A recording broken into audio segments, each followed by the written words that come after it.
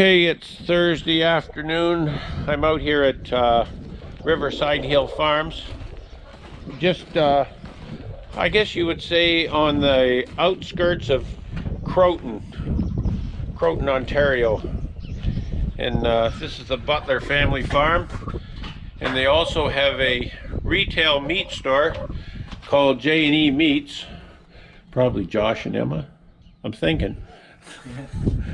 And I've got Josh here with me today. How are you, Josh? Good, how are you? Good. Anyway, we're going to have a boo at the sheep first. Yeah, what I thought we would do, he's got some new lambs, and I know there's lots of people that are maybe stuck in the house, and I thought it'd be a good idea to come and see some lambs, and maybe we'll come back in about a month. You'll have some calves on the ground. Yeah, they should start anytime this week, so once we get rolling, it'd be a little better to come then and check them out. So well, that'd be perfect. That'd be all right. Well, we'll do that. What he's got here is a pen of ewes, this pen that's about to have their lambs. They got the gate open on us, and they're running around, so he's just shepherding them down here to the back in the pen. You get one out, they all go out.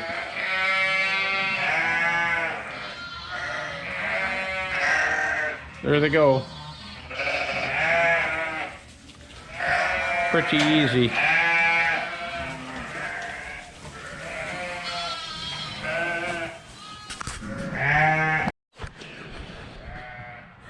You might as well tell us about how you feed here, Josh. Yeah, everything's done through a TMR mixer, so total mix ration.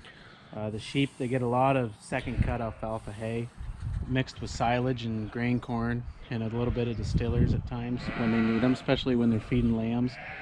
They get feeding 2 to 3 lambs. It takes a pretty good feed to make them be able to keep up feeding those. So this is our tractor mixer here. It's just a John Deere 4320 and a Penna 2020 mixer, and it's a nice little mixer. We can get a really good mix on it. It's a cute little rig. Yeah, it's not very big. We looked into doing a feed cart and feeding with a bigger one, and this just seemed to be a lot better investment. Wasn't a whole lot more to go this way, and this way we got a spare too if one goes down. You could actually feed the cattle with it. Oh, we have before too. We've had the big one quit once or twice, and might be busy. It quits on a. Oh, apparently everybody wants to get out. Quits on a Sunday afternoon. So what he's got here is a converted chicken barn, isn't it, Josh? So this started its life as a layer barn, and then now it was then switched to raise day-old chicks, and then we've converted it probably 3 times for sheep. So it's just keeps getting built on and changed, and it's pretty handy. It's right by the house, and so for lambing we can be out here, and I can be out here in seconds. And we have barn cameras too, so we can be in the house and watch the barn and see what's going on. We don't have to make useless trips out, which is awful nice during lambing. So yeah, for sure you got to make a lot of trips. yeah, it's just right now it's from 5 in the morning till midnight, so it's spend a lot of time with them. These guys over here, they're about 4 days old. What we do is we lamb them on one side, and then they get moved into the nursery. And then after 2 to 3 days in the nursery, they come out here. We'll put them in a little pen, just with 3 or 4 ewes and their lambs, and that gets everybody used to finding everybody. And then we'll move them into a bigger pen, which is down. It's like these guys down here. Those are fairly older lambs. So. Look at that. I like to see them when they jump. Yeah. I like to. Jump straight in the air and don't bend their knees. Yeah.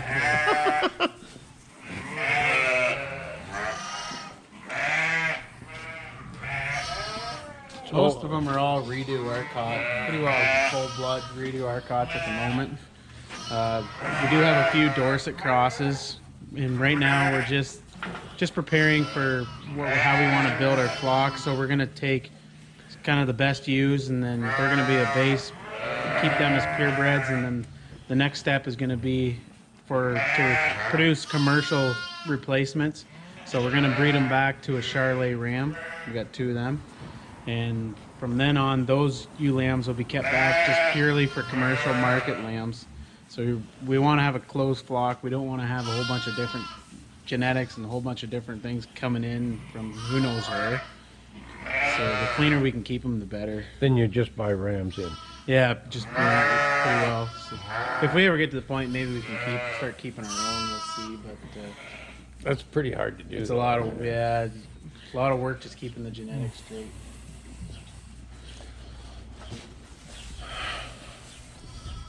Nice in here today. Yeah, the biggest thing with the lambs is just keeping the wind off them. So if you can keep them out of the draft, they do that much better. So, and being an old chicken barn is pretty easy to do that.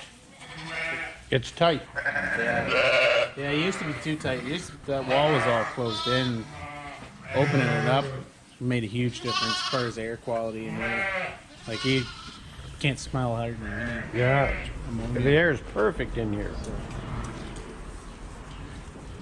These are freestyling. Yeah, they got the up and down there. One's out, they're all out. Yeah, they got to go for a little exercise every once in a while.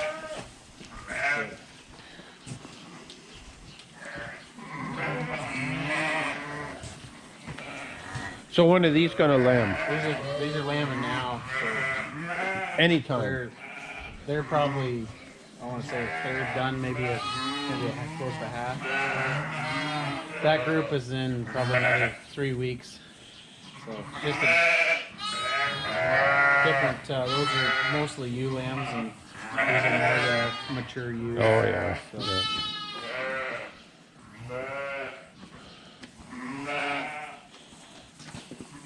It's nice and dry in here.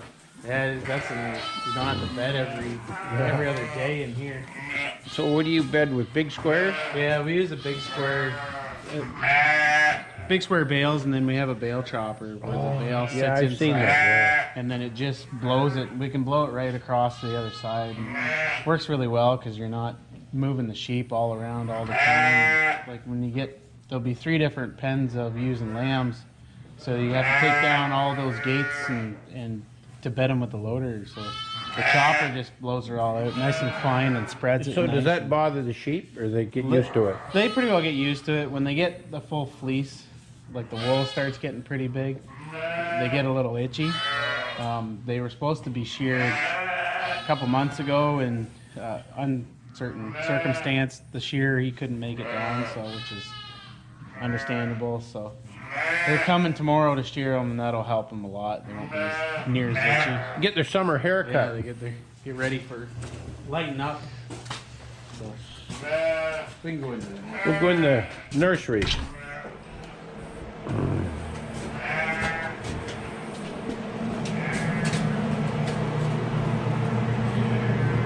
These are fresh ones. So these ones are 2 days old. She had triplets, and she wasn't quite feeding them all, so we got some bottle feds. Well, that's always fun. Yeah. This girl she had a set of quads. They were just born probably half an hour ago, so we'll get them filled up with colostrum here in a little bit and make sure everybody's off to the races. You'd soon get a lot of lambs if they all had quads. It doesn't take long to add up. You'd be busy bottle feeding. I think last year we were 85 lambs in 10 days. I was out here then. Yeah, it was a little crazy. These are the pains. All the bottle feds. So these are only a few days old. Yeah, the two biggest ones are probably about a week. The littler ones, they're about 3 to 4 days. I leave them with the mom as long as I can. That gets them a little better start. Once they get going, you just kind of start pulling them off till you know mom can eat what's left. So. Didn't you have a bottle feeder or something? Yes. We have pails that feed lambs, and then we got a big rack for holding bottles for feeding cattle. This guy over here, he was almost froze to death, and we were able to save him. He looks pretty happy. Yeah, he's pretty good at that shit.